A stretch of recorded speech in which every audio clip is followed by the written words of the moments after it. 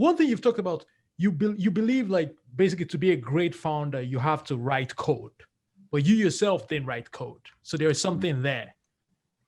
I'm a big hypocrite, but yeah, the CEOs of both of my companies did write it. The guy who, the CEO of Genius, built Genius, Tom, and then the president of Everpedia, his name's Sam. He built the original site there too. Right.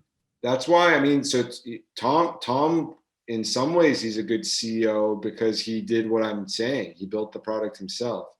But then the interesting thing is, Genius isn't really that high tech anymore.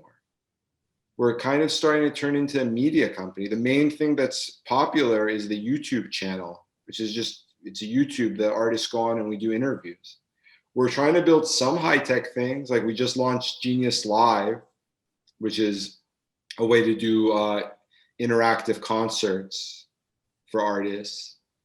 But we're still not like before. We were trying to do really high tech stuff. Like when we were trying to do not just rap, but everything. Like we launched something called the Web Annotator. It allowed you to put explanations on any web page. That was really, really complicated, but then it didn't take off.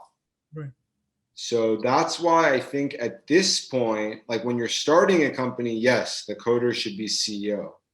But at this point with Genius, tech is not the main thing we do anymore. We're more just a part of the culture.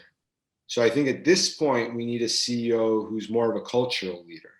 Right. And Tom can't do that. Tom is an amazing coder. He's an amazing engineer. But I always think like these rappers come into Genius's office to do the interviews and they meet the CEO. He's like this nerd. He's like, "Hi, I'm Tom. How's it going?" And they're like, you know, who's this guy? So.